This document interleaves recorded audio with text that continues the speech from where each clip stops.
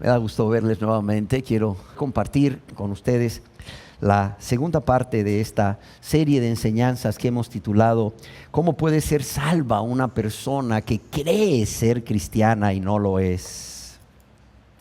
Y para dar inicio a esta segunda parte, yo quiero invitarles a que juntos leamos en la Biblia la palabra de Dios, ahí en el Antiguo Testamento, en el libro del profeta Isaías, en el capítulo 55, en el verso 6 y 7, en donde quiero que todos leamos lo que dice Dios a través del profeta Isaías. Buscad a Jehová mientras puede ser hallado.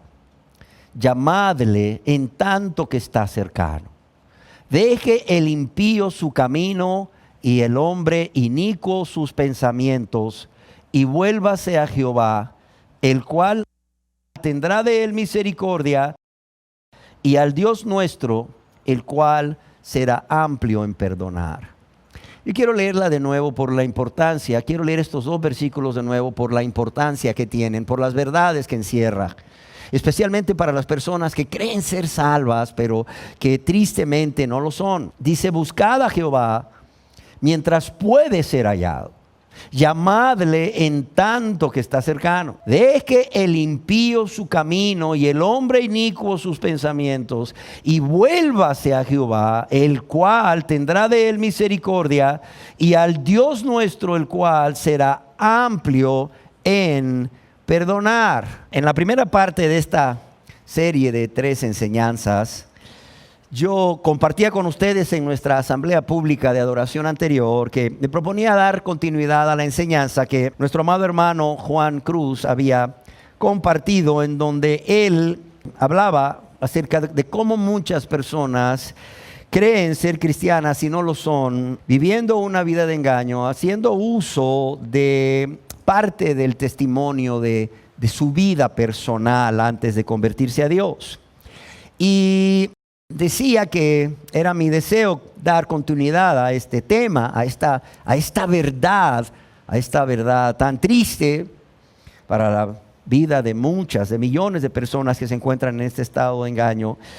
¿Por qué razón? Por la importancia que esta triste y terrible realidad tiene precisamente en la vida de millones de personas que creen ser cristianas, que creen ser hijos e hijas de Dios, que creen que van camino al cielo cuando realmente van camino al infierno, van por el camino ancho que lleva a la perdición porque no son hijos ni hijas de Dios.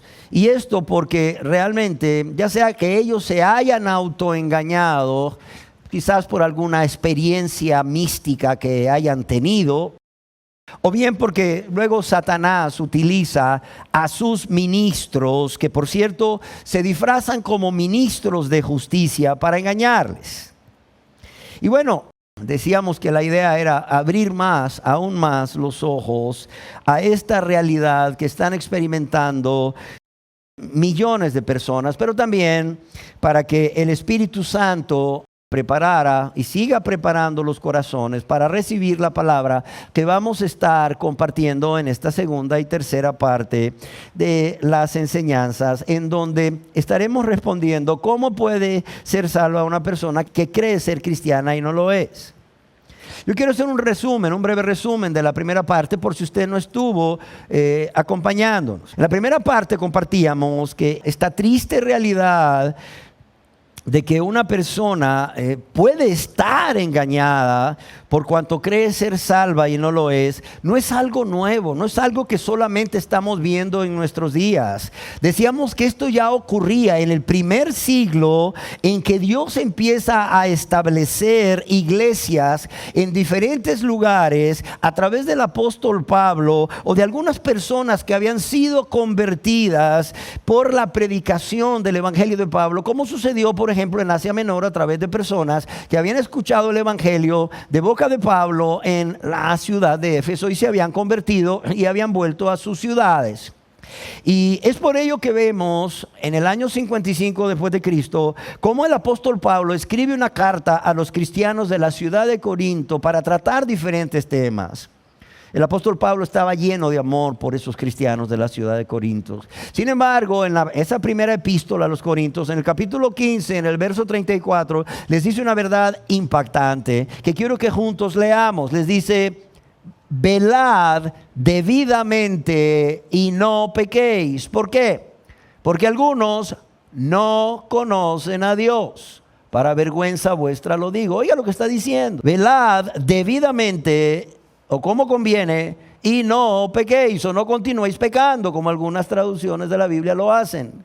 ¿Por qué? Porque algunos no conocen a Dios o no tienen conocimiento de Dios. Para vergüenza vuestra lo digo. Decíamos que el apóstol Pablo está escribiendo a cristianos que son miembros de una iglesia, y luego les dice: está impactante, ¿verdad? Yo no sé cómo la hayan recibido los que estaban pecando, los que continuaban en una vida de práctica de pecado. Quizás les impactó mucho, seguramente, cuando ahí en la iglesia se lee esta epístola, y pues se llega a esa parte donde el apóstol Pablo les dice: velad debidamente y no pequéis, porque algunos no conocen a Dios, para vergüenza vuestra lo digo. O como otras versiones de la Biblia lo traducen: vuelvan a su sano juicio. Vuelvan a su sano juicio, o despierten de su sueño, o abran sus ojos a la realidad como conviene, y dejen de pecar. Dice: dejen de pecar. O sea, estas personas estaban haciendo del pecado una práctica, era lo habitual en sus vidas. Y les dice: en efecto, hay algunos de ustedes, no toda la iglesia obviamente, pero dice: hay algunos de ustedes que no tienen conocimiento de Dios, para vergüenza vuestra lo digo. Ahora, lo que el apóstol Pablo aquí está diciendo es que en esa iglesia, que por cierto había sido fundada por él, habían personas que sí estaban convertidas, pero en medio de los convertidos, en medio de los verdaderos cristianos, habían personas que estaban aún ahí en la comunión y eran falsos cristianos.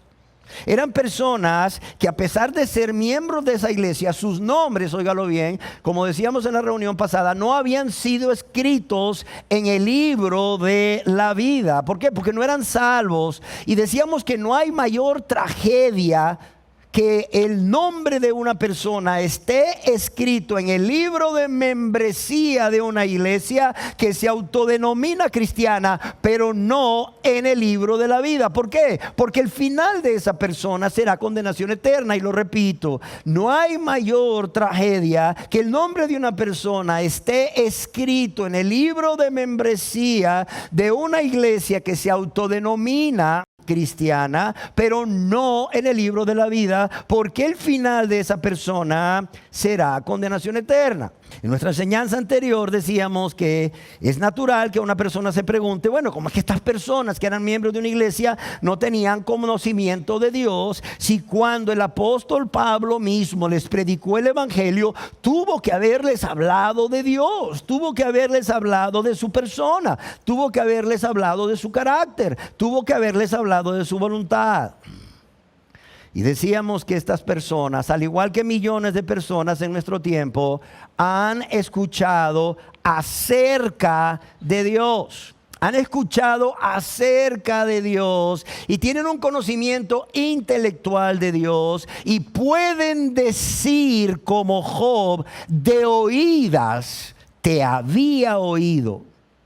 Pero como la misma palabra en griego para ignorancia o desconocer, que es agnosia, lo indica, estas personas, aunque tenían un conocimiento intelectual, nunca, óigalo bien, nunca habían tenido ese conocimiento de Dios que resulta, o que es como resultado de esa vivencia, de esa convivencia con Dios cada día, en cada lugar y en cada circunstancia. ¿Por qué? Porque esta relación de convivencia con Dios solo se puede obtener o llevar a cabo si realmente hay una relación personal de amistad íntima con Dios, como hijos y como hijas. Y para esto la persona debe convertirse. La persona debe hacer algo más que repetir una oración sin convicción de pecado, sin verdadero arrepentimiento y sin la fe bíblica que salva, pero transforma. ¿Sí queda claro? La persona debe convertirse a Dios a través de un verdadero arrepentimiento y una fe en el Señor Jesucristo. Y lo que Él hizo al morir, ser sepultado y resucitar, ¿para qué? Para nuestra salvación. Y así vemos que sin conversión a Dios, la persona no puede experimentar o no puede obtener ese conocimiento que solo es fruto de esa convivencia íntima o de esa comunión estrecha con Dios. Amén.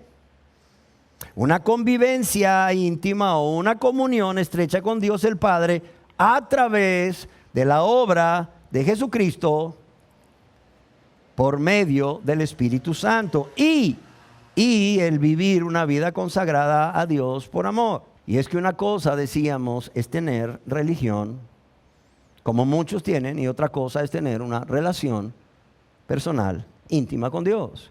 Una cosa es tener religión y otra cosa es tener una relación íntima, estrecha, personal con Dios. Decíamos que el escritor inglés Adam Clarke, allá por el año 1700 y algo, describe el estado de estas personas en su comentario de la Santa Biblia de la siguiente manera. El original, escribe Clarke, es muy enfático. Algunos tienen ignorancia de Dios y no lo reconocen. Y tener ignorancia de Dios, la cual es una especie de tinieblas fundamental. ¿Por qué? Porque impide que la luz de Dios penetre en el alma. Y este estado es peor que el de estar simplemente en tinieblas o desprovisto del conocimiento divino. Y hasta aquí lo que comenta Clarke. Ahora la pregunta es, ¿por qué estas personas que han oído hablar de Dios, pero que no tienen ese conocimiento, ¿verdad?, que es fruto de la convivencia diaria con Dios, están en peor estado que los que nunca han oído hablar de Dios? ¿Por qué? Porque esta es una ignorancia culpable. Esta es una ignorancia culpable. ¿Qué quiero decir con esto? Que estas personas eran culpables ante Dios y estas personas iban a ser condenadas. ¿Por qué? Porque habiéndose manifestado Dios a sus vidas, primeramente a través de la creación, pero también por el testimonio de la palabra de Dios, ellos, óigase bien, no quisieron abandonar sus pecados. No quisieron abandonar su gran amor por ellos mismos o ellas mismas. No quisieron abandonar su amor por el mundo y las cosas del mundo. Y por ello, estas personas se resistían a convertirse a Dios a través de un verdadero arrepentimiento y fe en el Señor Jesucristo como su único, suficiente y necesario Salvador. ¿Sí se entiende por qué era una ignorancia culpable? Porque ellos conocieron intelectualmente, pero no se convirtieron.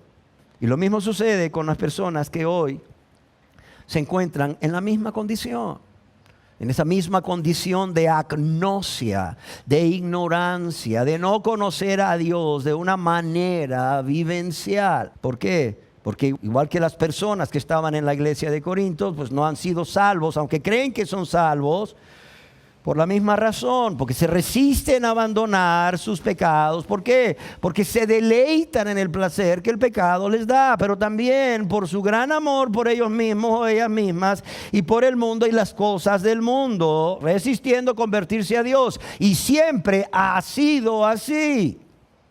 Siempre ha sido así, de modo que no tienen excusas.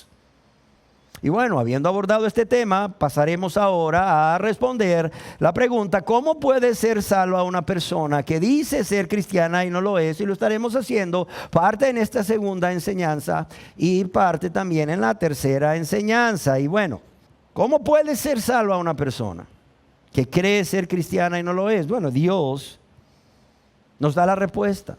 En la Biblia vemos cómo Dios desde tiempos antiguos nos ha manifestado no solamente cuáles son o cuál es la voluntad para cada pecador, sino cuáles son, óigase bien, las condiciones indispensables que Él, en su gracia, ha establecido para que todos los seres humanos vengamos a Él y seamos salvos. Lo repito.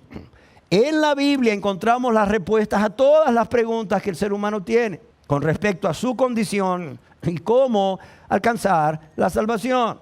De modo que dejemos que sea la Biblia la norma que nos guíe o nos muestre el camino que Dios ha establecido las condiciones indispensables, óigase bien, no que yo he establecido, no, que Dios ha establecido en su gracia para todos los seres humanos, para que todos vengamos a Él y seamos salvos.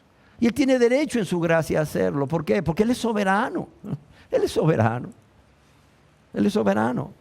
Y en Isaías capítulo 55, versos 6 y 7, que es el verso que comenzamos leyendo, pues ahí Dios nos dice primeramente cuál es la voluntad de Dios. Dice: buscad a Jehová mientras pueda ser hallado, llamadle en tanto que está cercano. Pero también nos dice cuáles son las condiciones indispensables que Dios ha establecido en su soberanía y en su gracia. Dice: deje el impío su camino y el hombre inicuo sus pensamientos, y vuelva hacia Jehová, el cual tendrá de él misericordia, y al Dios nuestro, el cual será amplio en perdonar. Y estos son los dos versos que vamos a estar analizando en esta segunda parte y en la tercera parte de esta serie de enseñanzas. ¿Por qué? Porque en ellos encontramos verdades, oiga bien, en estos dos versos encontramos verdades que todo pecador que no se ha convertido a Dios no solo debe de ponerle mucha atención, no solo debe darle mucha importancia, sino que debe de obedecer de manera inmediata. Óigalo bien, son verdades que toda persona que aún no se ha convertido a Dios no solo debe de escuchar con mucha atención, sino que debe de darles mucha importancia en su vida, y lo otro es debe obedecer de manera inmediata si en verdad le cree a Dios. Si en verdad le cree a Dios. Y deseo hacer énfasis en esta última afirmación de si en verdad le cree a Dios, ya que cuando una persona conoce estas verdades que acabamos de leer y realmente, a pesar de ello, no se convierte a Dios para ser perdonado, para ser salvo, para ser salva, para tener vida eterna, esto es una muestra, óigase bien, esto es una muestra de que esta persona no le cree a Dios. Es como si tú vas en una ciudad y no conoces esa ciudad, es primera vez que vas o segunda vez que vas, y no estás familiarizado con esa ciudad, y de repente te encuentras perdido y ves que hay un policía y te detienes y le preguntas: oiga, señor policía, ¿cómo hago para llegar a tal lugar? Y el policía te dice: mire, usted sigue recto, sigue derecho. Usted sigue derecho, 1, 2, 3 semáforos, y al tercer semáforo usted hace un giro a su derecha, a media cuadra, ahí está el lugar que usted busca. ¿Qué pasa si tú, en lugar de irte derecho 1, 2, 3 semáforos y luego al tercer semáforo hacer un giro a tu derecha, qué pasa si tú en el segundo semáforo haces un giro a tu izquierda? ¿Qué pasa? Primero, que no vas a llegar al lugar donde querías llegar, y segundo, que no le creíste al policía. No le creíste, porque si le hubieras creído, ¿qué hubieras hecho? Hubieras seguido sus instrucciones al pie de la letra. Te hubieras apegado a sus instrucciones al pie de la letra. Es decir, hubieras obedecido de inmediato. Igual sucede cuando una persona conoce que la voluntad de Dios es que ninguno perezca, sino que todos procedan al arrepentimiento. Cuando la persona conoce que Dios no quiere que ninguno perezca, sino que todos vengan al conocimiento de Él. Pero ese conocimiento vivencial a través de la conversión, porque muchas personas hoy en día, como nunca, tienen un conocimiento intelectual a Dios a través de la radio, los canales de televisión, los libros, los folletos, etc. Cuando una persona conoce que la voluntad de Dios es que ninguno perezca, y además conoce cuál es la ruta que Dios ha indicado, y no transita por esa ruta, no obedece a Dios. O sea, esta persona le está diciendo a Dios: ¿sabes qué, Dios? No te creo, no te creo. O sea, el problema por el cual las personas no se están salvando no es porque no puedan, es porque no le creen a Dios. No le creen a Dios. Oiga lo que dice Dios en su palabra, dice: buscad a Jehová mientras pueda ser hallado, llamadle en tanto que esté cercano, deje el impío su camino y el hombre inicuo sus pensamientos, y vuélvase a Jehová. Y oiga lo que dice Dios: el cual tendrá de él misericordia, y al Dios nuestro, el cual será amplio en perdonar. Si una persona no ha recibido la misericordia de Dios para salvación, si una persona no ha sido perdonada por Dios, ¿sabe por qué razón es? Ay, es que yo he querido pero no puedo. Ah, es que yo fui elegido para perdición desde antes de la fundación del mundo. No, dice Dios, porque usted no ha dejado su camino siendo impío y siendo inicuo, siendo malvado, no ha dejado sus pensamientos y no se ha vuelto a mí. Porque luego la gente lo que quiere es seguir en su camino de pecado y de maldad, seguir con sus pensamientos de maldad, pasar al frente o en una silla ahí donde está, repetir una oración de aceptar a Cristo y luego saliendo de ese lugar o de este lugar, seguir en su camino de maldad, seguir con sus pensamientos de maldad, seguir en su camino de pecado. Y luego dicen, ay, es que yo no siento la paz de Dios, es que yo no siento el gozo de Dios, es que yo oro y siento que Dios no me escucha. Claro que nunca vas a sentir la paz de Dios, claro que nunca vas a sentir el gozo de Dios, claro que oras y Dios no te escucha. ¿Por qué? Porque Él ha volteado su rostro para no oírte. ¿Pero por qué? Si yo hice la oración, claro, pero aquí no dice, repita la oración del penitente. Dice claramente, deje el impío su camino y el hombre inicuo sus pensamientos. Y después de eso, vuélvase a Jehová. Amén. Amados, yo quiero decirles algo. Es increíble cómo una persona puede creer en Dios, pero no le cree a Dios. No sé si me explico. Y lo repito. Es increíble cómo una persona puede creer en Dios, pero no le cree a Dios. Y por esa razón es que no se ha convertido. Porque gracia hay, gracia hay. Gracia suficiente hay. Gracia de Dios para todos los pecadores. Pero las personas no se han convertido porque no le creen a Dios. Y eso, por cierto, es añadir pecado a sus pecados. ¿Por qué? Porque no creerle a Dios y convertirte a Él es un grave pecado de incredulidad contra Dios. Es un grave pecado de incredulidad contra Dios. ¿Y cuáles son estas verdades? Veámosla paso por paso. La primera es esa invitación a buscarle. Esa invitación a buscarle. Y cuando yo leía esto me impactaba. Cuando yo leía cómo Dios nos manda a buscarle y a llamarle, yo decía, wow.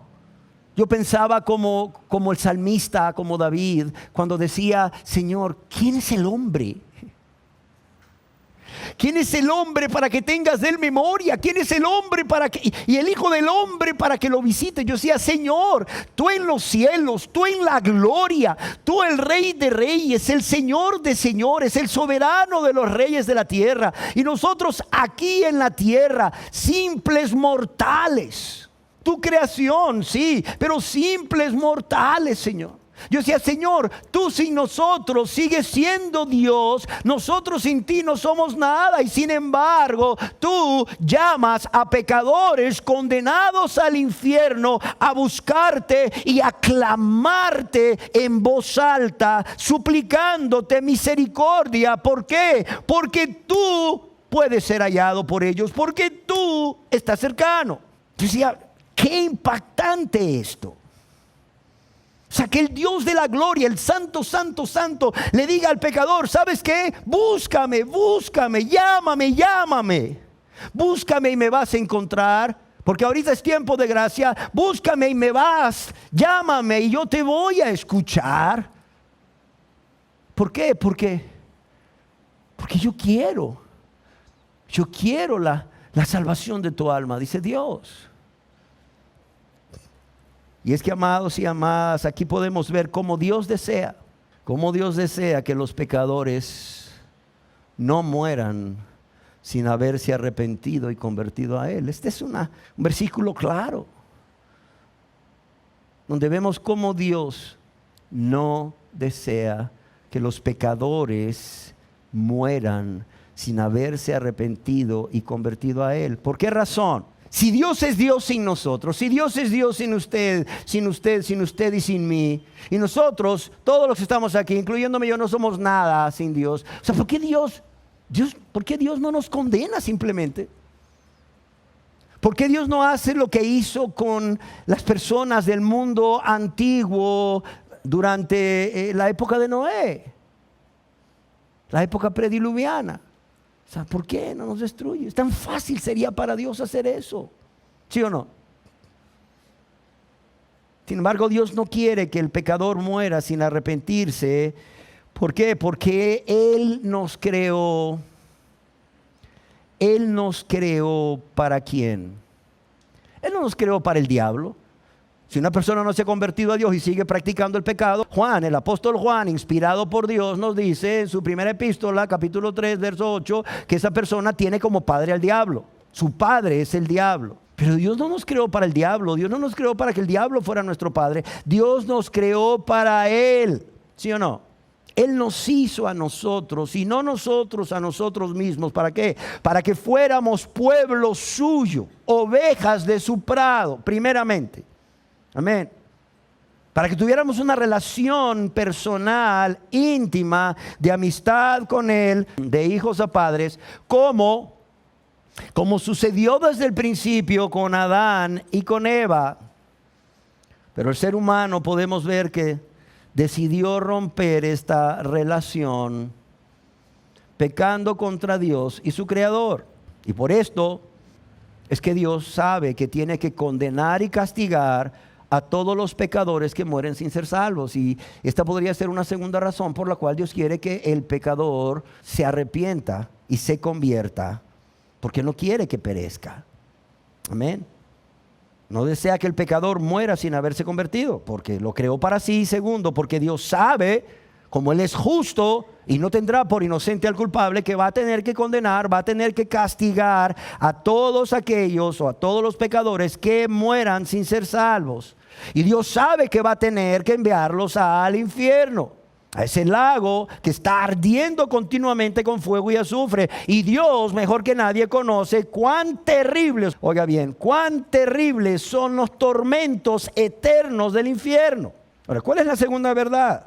La segunda verdad está en la respuesta a la pregunta: ¿para quiénes es esta invitación? La primera verdad es que vemos aquí es una invitación que Dios hace a todos los pecadores a buscarles, llamándolo, clamándole en voz alta, suplicando misericordia. La segunda es: ¿para quién es esta invitación? Y yo quiero decirles que escogí este libro de Isaías, especialmente el capítulo 55, por cuanto esta es una invitación que Dios hace a todo el mundo. En el capítulo 55, Dios está haciendo esta invitación a todo el mundo, es decir, no solo al pueblo de Israel, sino que también a los gentiles, a nosotros, a todo el mundo. En el verso 5 de este capítulo 55 podemos ver cómo los gentiles somos invitados por Dios a venir a Él, cuando Dios dice a su siervo sufriente, quien es el Mesías, quien es Jesucristo: he aquí, llamarás a gente que no conociste, y gentes que no te conocieron correrán a ti por causa de Jehová tu Dios y del Santo Israel que te ha honrado. Y es que, amados y amadas, por la obra de redención, por la obra de salvación que el siervo sufriente, que es Jesucristo, ha realizado, y de la cual podemos leer ahí en el libro del profeta Isaías, en el capítulo 53, es lo que hace posible que Dios pueda ofrecer la salvación de manera universal en este capítulo 55. ¿Quién no ha leído lo que Dios dice acerca del Mesías en Isaías 53? Es más, algunos le llaman el Evangelio en miniatura. Y por esa obra de redención o de salvación que el Mesías llevó a cabo, es que, como decíamos, Dios puede hacer una invitación para salvar a toda la humanidad. Cuando estudiamos estos capítulos que están alrededor, que son el contexto de Isaías 55, para no predicar fuera del contexto, podemos ver cómo en el capítulo 53 se nos habla de esa obra maravillosa de redención de el Mesías. En el capítulo 54 vemos cómo Dios hace esa invitación al pueblo de Israel. Pero en el capítulo 54 limita esa invitación al pueblo de Israel. Pero en este capítulo 55 vemos cómo la invitación se extiende a todo el mundo. ¿Por qué? Porque Dios no hace acepción de personas. Ahora, claro, cuando digo que Dios extiende la invitación a todo el mundo, esto no significa que todo el mundo será salvo. Eso sería universalismo. ¿Por qué? Porque aunque la invitación es para todos, óigase bien, alguien acertadamente expresó, el evangelio no excluye, sino a los que se excluyen a sí mismos. Aunque la invitación es para todos, el evangelio no excluye, sino a los que se excluyen a sí mismos.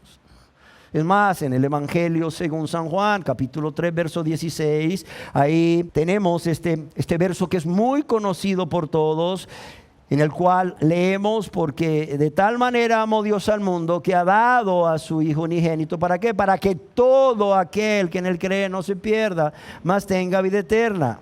Pero también porque Dios ha prometido a través del apóstol Pablo que todo el que invocare el nombre del Señor será salvo. ¿Dónde encontramos esto? En Romanos 10:13. Todo el que invocare el nombre del Señor será salvo. Y el apóstol aquí afirma, inspirado por Dios, que todo el que invocare, es decir, todo el que clamare o llamare al Señor por su nombre será salvo. Y aquí vemos que Pablo está citando a Joel 2:32 para demostrar una cosa: la universalidad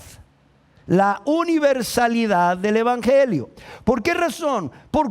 Porque el Señor mismo ordenó a sus discípulos a ir por todo el mundo a predicar el evangelio a toda criatura, sin discriminación de raza, sin discriminación de sexo, sin discriminación de edad o clase social, ya que ese todo, esa palabra todo, que el apóstol Pablo usa cuando escribe todo el que invocare, esa palabra todo que el apóstol Pablo usa aquí, eso sirve de base a la promesa de que el Señor Jesucristo quiere que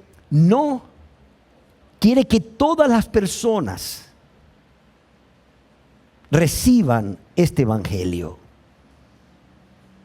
Yo quiero decirles que así como el Señor Jesucristo no solo es el único mediador entre Dios y la humanidad culpable, sino que se dio a sí mismo por rescate por todos, de lo cual se dio testimonio a su debido tiempo. Asimismo, el Señor Jesucristo quiere que todos reciban el evangelio para ser salvos, aunque no todos tristemente van a obedecer el evangelio para ser salvos. No todos tristemente lo van a hacer. Amados, recordemos que Dios en su amor y en su gracia y en su soberanía, Él quiere que todos los hombres sean salvos y vengan al conocimiento de la verdad. Y yo estoy de acuerdo con lo que escribió J. Vernon McGee cuando escribe hablando de Isaías 55, 6 y 7. Hablando de Isaías 55, 6 y 7, dice: esta no es una oferta guardada bajo llave en un compartimiento hermético de la elección de Dios, sino que se apoya en la libre voluntad de cada oyente. A cada persona se le recomienda encarecidamente, en realidad se le ordena buscar al Señor. Yo quiero repetir lo que este hombre escribió, lo que J. Vernon McGee escribió. O sea, esta invitación universal que Dios hace a través del profeta Isaías, ahí en Isaías 5, 6 y 7, no es una oferta guardada bajo llave en un compartimiento hermético de la elección de Dios, sino que se apoya en la libre voluntad de cada oyente. A cada persona se le recomienda encarecidamente. En realidad, se le ordena buscar al Señor. Y escribe McGee: escuche, amigo, dice, esta invitación es para todos. Y aquí todos quiere decir literalmente todos, quiere decir cada hombre, cada mujer, cada niño en este mundo. Se refiere a cada persona en cualquier posición de la vida, de todos los niveles de la sociedad, de cada raza, de cada pueblo, de cada lengua, de cada condición o color. Todos están incluidos. Y como está escrito allá en el capítulo 10, verso 13 de Romanos, en el comentario de la Biblia de Matthew Henry, ahora refiriéndome ya a Romanos 10:13, al ser esta una de las razones por las cuales debemos orar por todos los seres humanos sin excepción, es obvio que en el pensamiento de Pablo Dios desea la salvación de todos los hombres sin excepción. Si no se salvan todos, no es porque Dios los excluya a priori o les niegue la gracia necesaria para salvarse, sino porque la salvación personal depende de la fe personal. Óigalo bien, Dios desea la salvación de todos los hombres sin excepción, y si no se salvan todos, no es porque Dios los excluya a priori o les niegue la gracia necesaria para salvarse, sino porque la salvación personal depende de la fe personal. Por tanto, el deseo amoroso de Dios está condicionado al ejercicio de la fe por parte del ser humano. ¿Sí queda claro? De esta manera, nadie tiene excusas.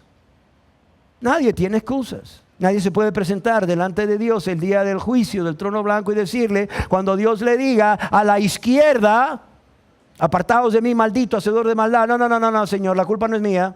La culpa es tuya porque yo no fui elegido desde la fundación del mundo para salvación. No, va a decir Dios. Yo no excluyo a nadie a priori, o le niego la gracia necesaria para salvarse. ¿Por qué? Porque la salvación personal depende de la fe personal. Por tanto, el deseo amoroso de Dios está condicionado al ejercicio de la fe por parte del ser humano. Y si el ser humano no se salva, es porque realmente ha decidido no arrepentirse y no ejercer su fe en el Dios que puede y quiere perdonarle. Amén. ¿Cuál es la tercera verdad que encontramos aquí? Que aunque esta es una invitación que Dios hace a todo el mundo, podemos ver que está centrada a un grupo de personas. ¿Y cuál es este grupo de personas? ¿Saben qué grupo de personas es? Los pecadores que tienen sed. Los pecadores que tienen sed. Y lo repito, aunque la invitación de buscarle y de llamarle es universal, es para todos. Sin embargo, esta invitación está centrada en un grupo de personas, y estos son los pecadores que tienen sed. Cuando leemos el contexto de Isaías 55:6, que es desde Isaías 55:1 hasta el 8, por lo menos, leemos en Isaías 55:1 cómo Dios ofrece misericordia gratuita para todos los que están sedientos. Y lo repito. Vemos cómo Dios ofrece misericordia gratuita para todas aquellas personas, todos aquellos hombres y mujeres que están sedientos. Dice, a todos los sedientos, venid a las aguas. Fíjese lo que dice Dios a través del profeta. A todos los sedientos, venid a las aguas. A los que no tienen dinero, venid, comprad y comed. Venid, comprad sin dinero y sin precio vino y leche. Y amados y amadas, cuando Dios promete venid, a los que no tienen dinero, venid a las aguas y comprad y comed. Venid, comprad sin dinero y sin precio. Lo que está diciendo Dios es que el pecador no tiene que pagar nada, pues todo está pagado ya. Cuando Jesús dijo allá en la cruz del Calvario, consumado es, todo se pagó, todo se consumó, todo lo que había que hacerse de parte de Dios para nuestra salvación, ahí fue concluido. Consumado es, tetelestai, consumado es. La salvación del hombre ya es un hecho. Ahora el ser humano solo tiene que ejercer una fe personal en ese Dios que puede y quiere salvar. Y esto es gratis, es por gracia. No es por obras para que nadie se vanagloríe, no es por obras, es por gracia, es decir, es un favor inmerecido de parte de Dios para cada uno de los pecadores. Porque el pecador lo único que merece es la condenación eterna del infierno, punto. Y que Dios haya enviado a su Hijo en quien siempre ha tenido complacencia, a su Hijo que ha amado, o sea, lo haya enviado a esta tierra y Jesucristo se haya hecho un verdadero hombre, siendo verdadero Dios, y haya muerto en esa cruz en nuestro lugar para recibir el castigo que debíamos de recibir, en lugar de Dios condenarnos. Eso se llama gracia, un favor inmerecido.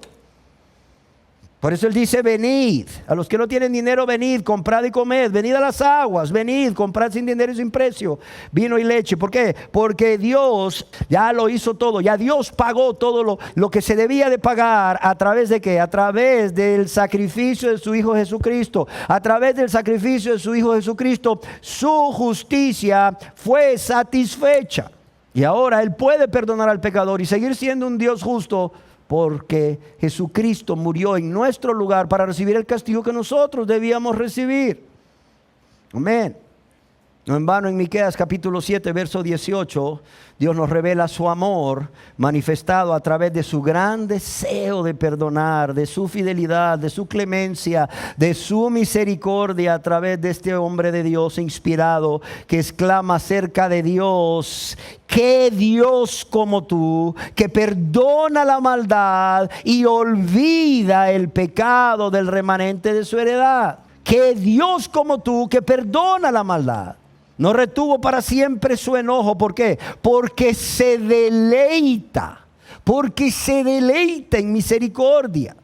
Ahora bien, si esta invitación es o está centrada, o es para todos, pero está centrada en un grupo de personas que son los sedientos, la pregunta aquí es: ¿quién es un sediento? Y yo quisiera pedirte un favor, que en la medida que vayamos viendo quién es un sediento, tú te vayas analizando para ver si realmente tú eres uno de los que está sediento o sedienta.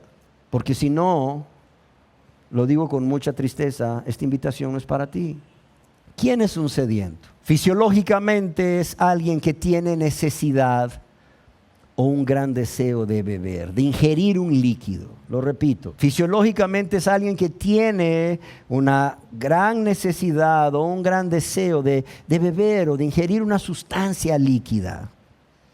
Ahora, metafóricamente, que es como se aplica esta enseñanza, un sediento es alguien que tiene una gran necesidad que debe ser suplida urgentemente. Un sediento es alguien que tiene una gran necesidad que debe ser suplida urgentemente. ¿Por qué? Porque sabe que si no la satisface, morirá. ¿Y de quién es esta necesidad, esta gran necesidad que tiene esta persona sedienta, que debe ser suplida urgentemente? ¿De quién es? ¿Del perdón de Dios? No. ¿De la salvación de Dios? No. ¿De ir al cielo? No. De Dios. Porque ese es el problema. La gente tiene una urgente necesidad de ser perdonados, de ser salvos. La gente tiene una urgente necesidad de las bendiciones de Dios, de ir al cielo, pero no tienen necesidad de Dios. Están buscando las añadiduras, pero no están buscando al Dios de las añadiduras. En otras palabras, buscan de Dios lo que pueden obtener de Dios, pero no buscan a Dios. Y aquí estar sediento es tener una gran necesidad que debe ser suplida urgentemente, porque sabe que si no la satisface morirá. Y esta necesidad es de Dios, punto. ¿Qué más significa ser sediento metafóricamente? Alguien que con ansia o un anhelo ardiente, óigalo bien, alguien que con ansia o un anhelo ardiente desea algo hasta el grado de llegar a angustiarse o afligirse fuertemente porque no lo obtiene. No es cuestión de: ay, sí, fíjate que yo quiero entregar mi vida a Dios. Me ha ido tan mal últimamente, todo me sale mal, que yo creo que ya es tiempo de empezar a buscar a Dios. ¿En qué iglesia te congregas? ¿Qué días se reúnen? ¿A qué horas es el día de reunión de asamblea pública los domingos? ¿Tú crees que esa persona tiene un anhelo ardiente de Dios? ¿Tiene un deseo de Dios al grado de llegar a angustiarse o afligirse si no lo obtiene? ¿Tú crees que esa persona así está? Y luego este es el prototipo de personas que vienen a la reunión. Hay un llamado para pasar al frente para salvación, y allá desde su asiento ya levantan la mano. O como algunos pastores dicen, no, pues ni siquiera levantes la mano, solo asiente así con tu cabeza y yo ya sabré que tú repetiste la oración. Otros dicen, no, pues ni siquiera asientes con tu cabeza, con solo que parpadees yo ya sabré que tú ya hiciste la oración. ¿Cómo no? Qué sedienta está esa persona, definitivamente, ¿eh? Es capaz de beberse un barril de agua. ¿Quién es un sediento metafóricamente? Es una persona que desea mucho o intensamente una cosa. En este caso, Dios.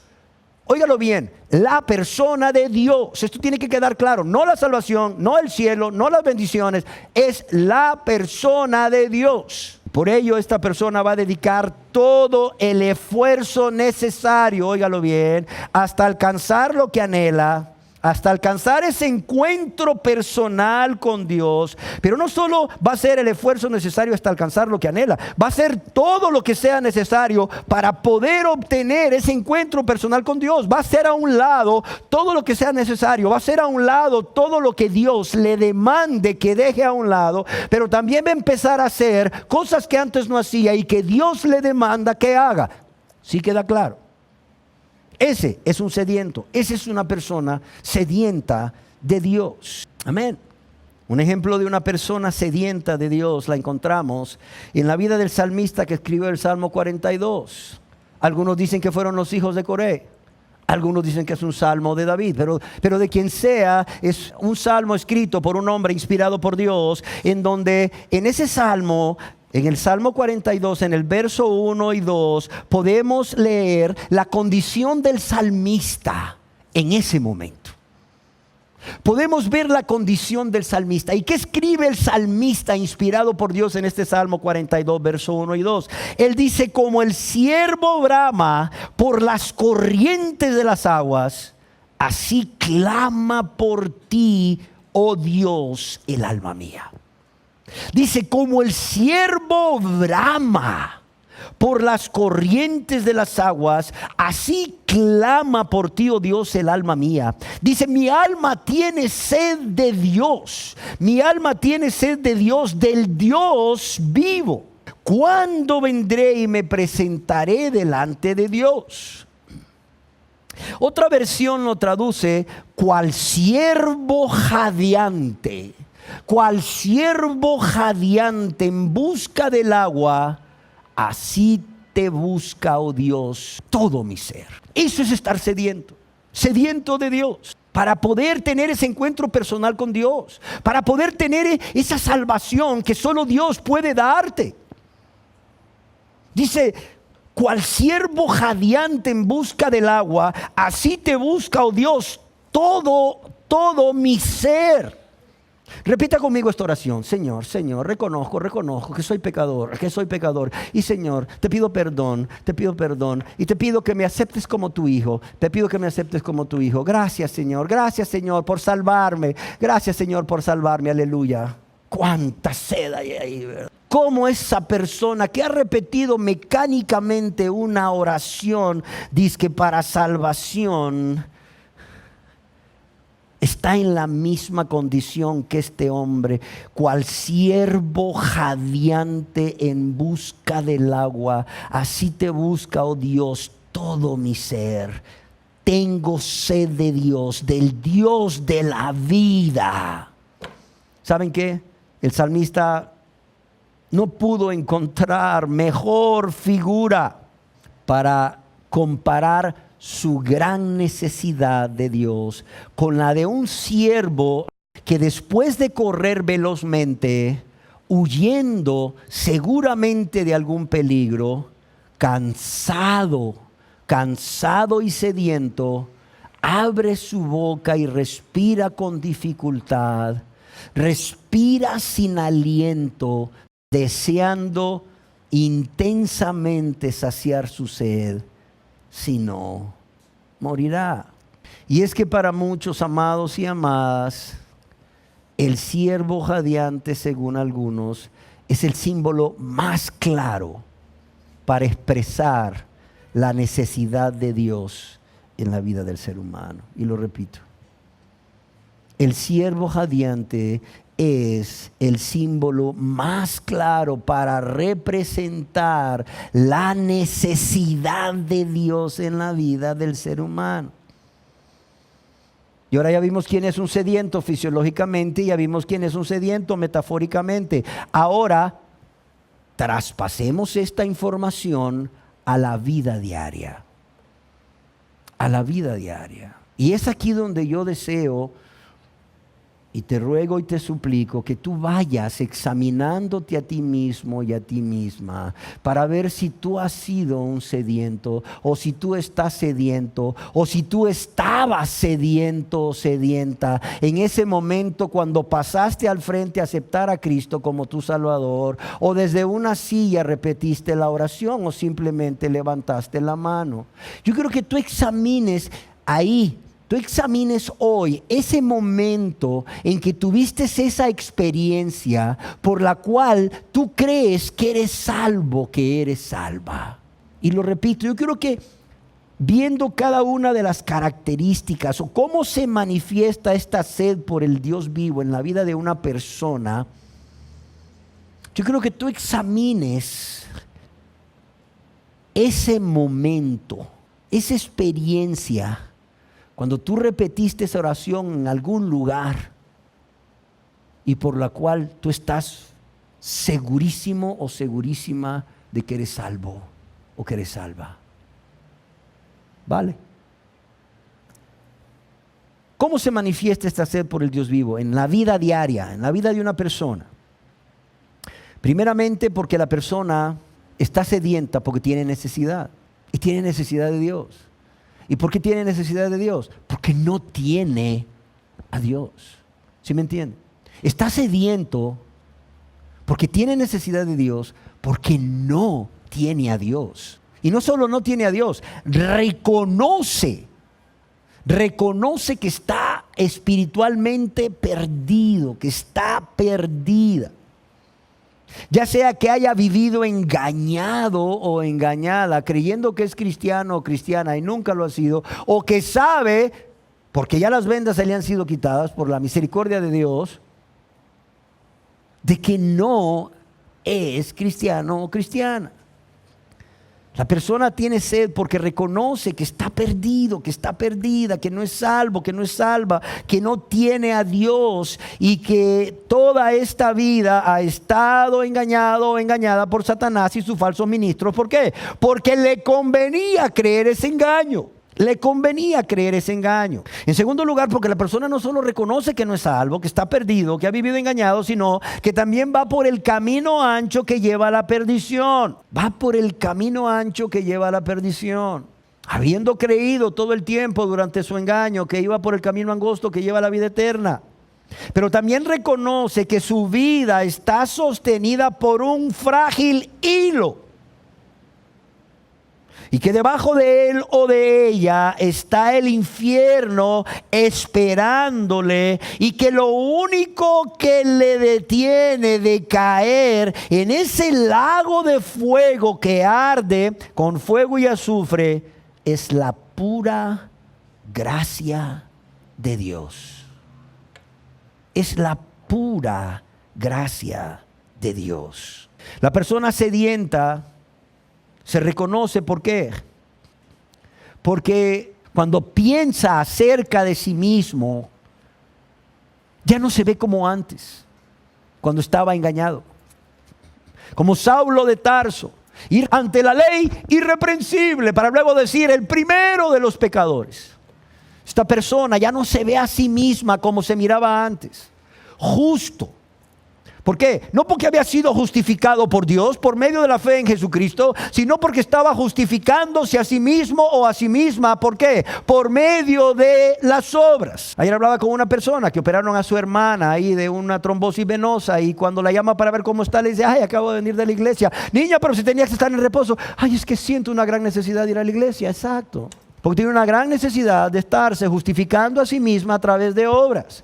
Y no estoy diciendo que sea malo ir a la iglesia, pero ahí tienes, como lo decíamos en la reunión anterior, a este tipo de personas que están alimentando su engaño, yendo todos los días a la iglesia, o haciendo obras aquí o haciendo obras allá, pero no porque sean salvos, No porque hayan sido redimidos por Dios, óigase bien, para ser un pueblo celoso de buenas obras. No estoy diciendo, conste, que el salvo no hace obras para la honra y gloria de Dios, por amor a Dios y a su prójimo. ¿Por qué? Porque Dios nos redimió, dice el apóstol Pablo, ¿para qué? Para ser un pueblo celoso de buenas obras, para realizar las obras que Dios ya ha preparado para cada uno de nosotros de antemano. Aquí el problema es que no estés justificado por Dios por medio de la fe en Jesucristo, pero te estés justificando a ti mismo o a ti misma porque hiciste una oración, porque te congregas diariamente, porque ya te llaman hermano, porque ya, ¿verdad?, te bautizaron, porque ya te están dando un cargo, porque diezmas, porque ofrendas, porque le predicas a otros, porque haces misericordia. Ese es el problema. Aquí el que está sediento, ya el concepto de sí mismo, de sí misma que tenía antes es igual al del apóstol Pablo. Antes era un hombre que ante la ley era irreprensible, pero después de su conversión era el peor de los pecadores, era el primero, el más grande de los pecadores. Ya la persona ahora se ve como es, un impío. Y si antes le molestaba que le dijeran impío, impía, ahora dice, no, pues sí es cierto. Sí es cierto, soy un impío, soy un impía, es decir, soy un pecador, soy un inicuo, soy una persona malvada. ¿Saben quién inspiró al profeta Isaías para decir, deje el impío su camino y el hombre inicuo, malvado, sus pensamientos? ¿Quién crees que fue? Satanás. Porque solo Satanás puede referirse así a las criaturas de Dios. No fue Satanás. ¿Quién fue? Fue Dios, el Dios de amor y misericordia, el Dios que se deleita en misericordia, el que inspiró al profeta Isaías para que llamase impío al impío, inicuo al inicuo. ¿Sí o no? Claro. Una de las manifestaciones de estar sediento no solo es reconocer que no tienes a Dios porque no eres salvo, no solo reconocer que vas por el camino ancho que lleva a la perdición y que el infierno está ahí esperándote y que lo único que te detiene de caer en el lago de fuego que arde con fuego y azufre es la gracia de Dios, sino que realmente dices amén a Dios cuando Dios te ve y te dice, eres un impío, eres una impía, eres un inicuo, eres una inicua, y dices amén, Señor. Eso es lo que soy. Eso es lo que soy. Porque la persona ya no solo no se justifica a sí mismo o a sí misma, ya no culpa a otros de su condición espiritual, sino que se ve como Dios lo ve. ¿Sí me entiende? Se ve como Dios lo ve. Amén. Pero también reconoce que ha sido egoísta, que ha sido ingrato, ingrata para con Dios, pues en su falta de amor a Dios, no solo ha menospreciado a Dios, sino que también ha menospreciado al Salvador, Cristo Jesús, y esa gran salvación que, por cierto, no se merece. Ese es un sediento. Además de ello, es una persona que reconoce que en su rebeldía contra Dios se ha convertido en un enemigo o enemiga de Dios. Yo hablo con personas y le digo, usted practica el pecado, usted es del diablo. No, yo no soy del diablo, soy de Dios. Pero usted practica el pecado. No, pues sí, pero yo soy de Dios. No, la Biblia dice que usted practica el pecado es del diablo, que usted es enemigo de Dios. No, hombre, yo no soy enemigo de Dios, yo amo a Dios. Eso dice con su boca, pero con sus hechos usted está demostrando que es un enemigo de Dios. Esa persona no está sedienta. Olvídate, no está sedienta. No está sedienta, punto. Una persona sedienta es una persona que está convicta de su pecado contra Dios, porque el Espíritu Santo mismo le ha convencido de todos los pecados que ha cometido contra Dios y contra su prójimo. Pero no solo está convicta de pecado, porque el Espíritu Santo mismo, mira qué precioso, qué obra de amor la de Dios. O sea, no solo está dispuesto a perdonarle, sino que envía al Espíritu Santo para que le convenza de pecado. La persona está convicta de pecado, de los pecados que ha cometido contra Dios, y le pone nombre a sus pecados. No dice, ay, es que este es un área que el Señor todavía no ha tratado conmigo, nada. Dice, este es un pecado, y es un pecado gravísimo, porque lo cometí contra un Dios grande. Es un pecado grande porque lo cometí contra un Dios grande.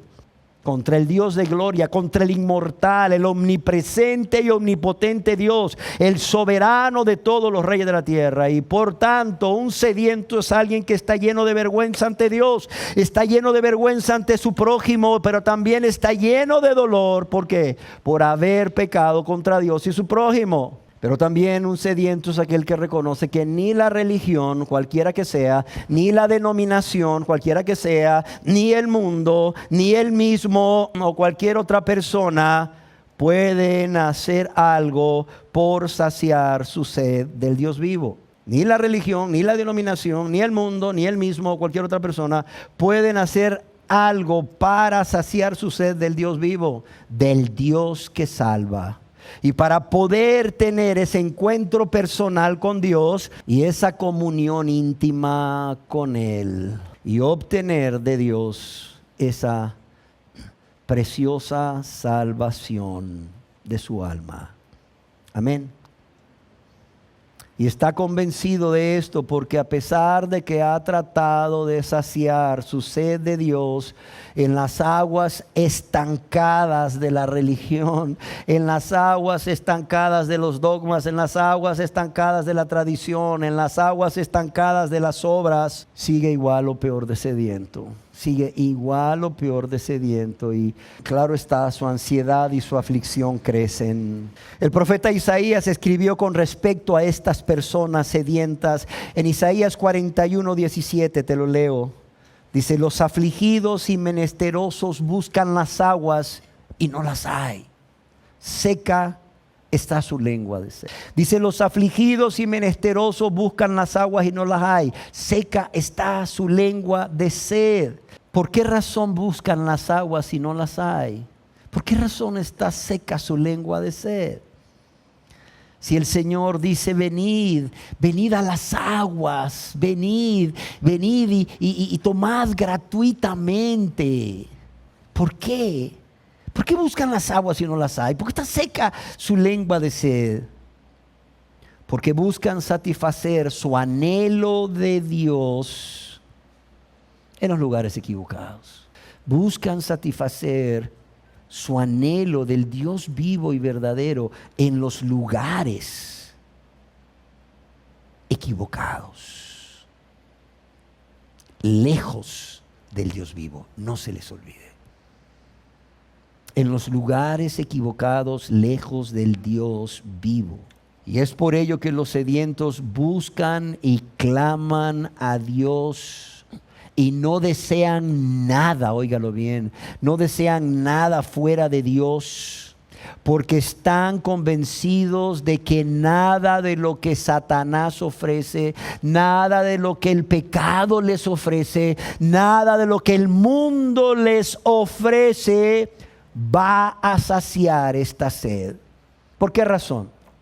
Porque esta sed solo puede ser saciada ¿por quién? Por Dios. Así es. Esta sed solo puede ser saciada por Dios. Amén.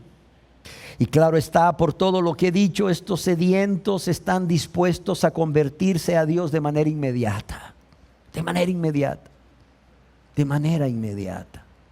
Están dispuestos a entregarle su vida a Dios en arrepentimiento y fe en Jesucristo.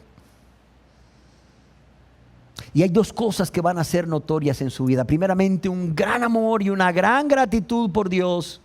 Y un gran amor por su prójimo. Y un gran deseo de agradar a Dios en todo.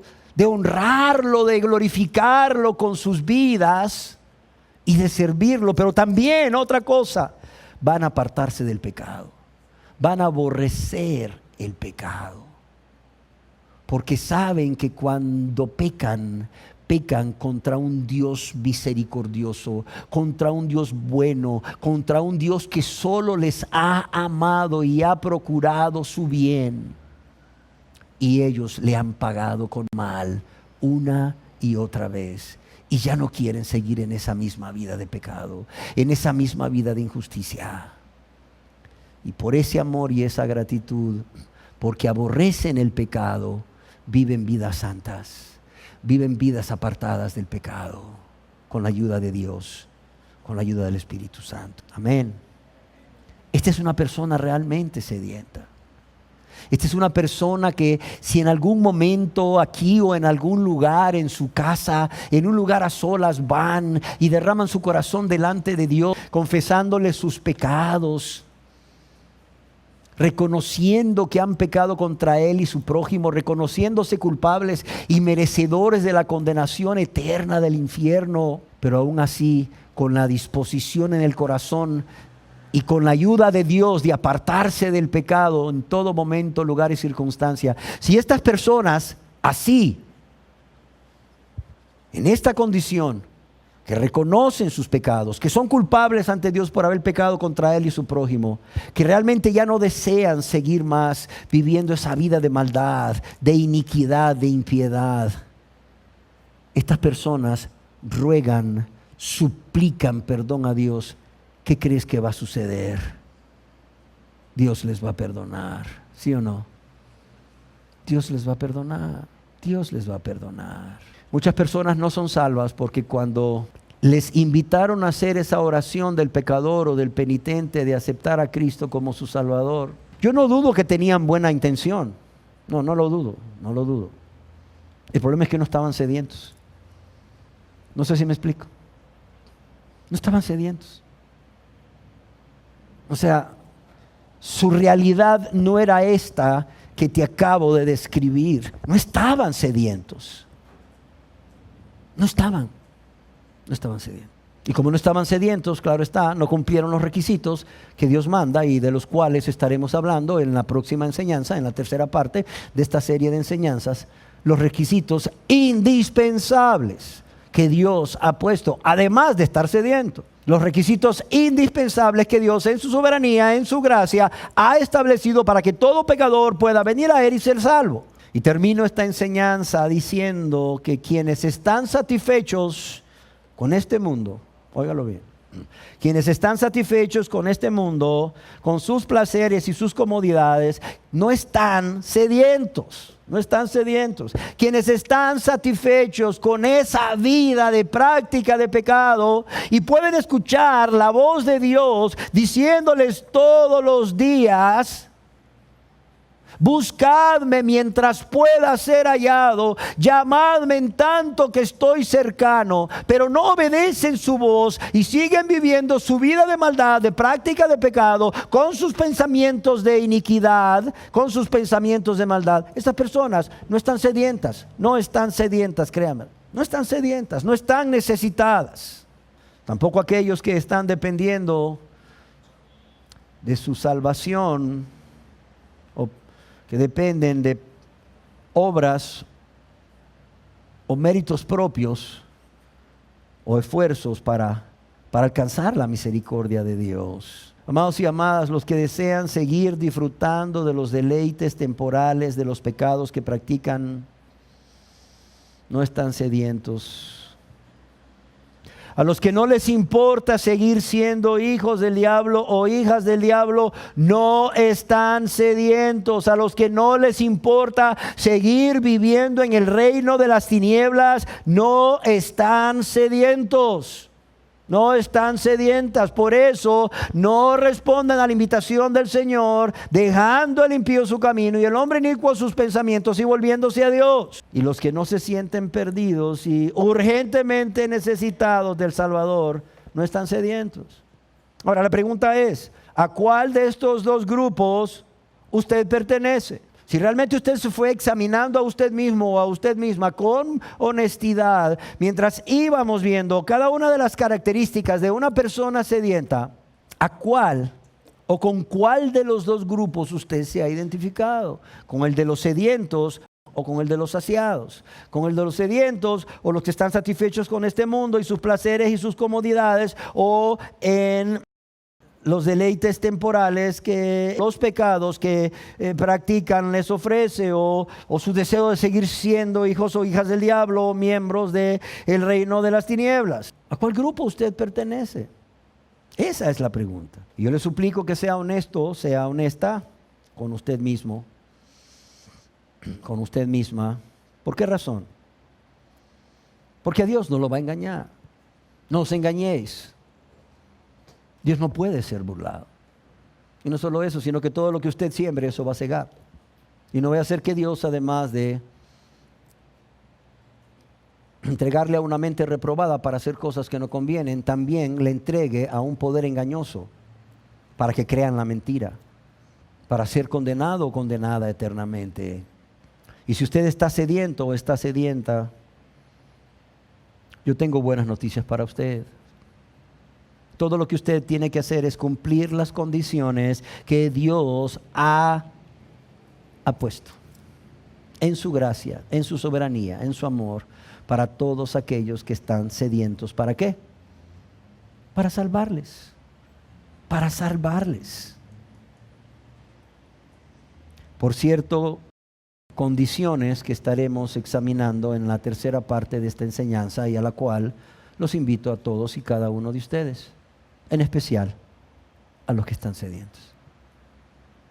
Cerremos nuestros ojos. Gracias, Dios. Gracias, Dios, por tu amor y tu misericordia manifestados en darnos vida un día más. Pero no solo en darnos vida un día más, sino por traernos a este lugar con salud. ¿Para qué? Para que pudiésemos escuchar esta palabra de parte tuya. Esta invitación a todos, pero especialmente a los sedientos. Para que pudiésemos identificar cómo es un sediento en su vida práctica y nos pudiésemos examinar si realmente estamos o no sedientos. Y para recibir tu promesa de que si estamos sedientos, solo tenemos que obedecer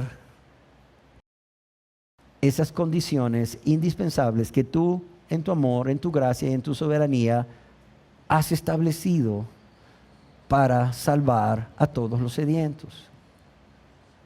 Gracias, Dios. Gracias por la vida de cada persona de los que estamos aquí, especialmente por aquellos que realmente tú estás obrando en ellos y en ellas, abriendo sus ojos, sensibilizando su conciencia, despertando su conciencia y haciéndoles entender estas preciosas e importantes verdades que tienen que ver con la salvación de su alma y la vida eterna, Señor. Padre, yo te suplico que no solo hoy, sino cada día a lo largo de esta semana que viene, tú sigas tratando con cada una de las personas que hemos escuchado estas enseñanzas, especialmente con aquellos que aún no se han convertido, para que se conviertan, Señor. Porque esa es tu voluntad, Señor. Esa es tu voluntad, Señor. Para eso enviaste a tu Hijo amado a morir en esa cruz del Calvario, Señor. Por eso dejó el Señor Jesús su trono alto y sublime, Señor. Y se hizo un ser humano como nosotros para morir por nosotros, para recibir el castigo que todos debíamos recibir, que todos merecíamos recibir a causa de haber desobedecido tu ley una y otra vez, pecando contra ti, nuestro prójimo. Padre, yo te lo ruego en el nombre de Jesús.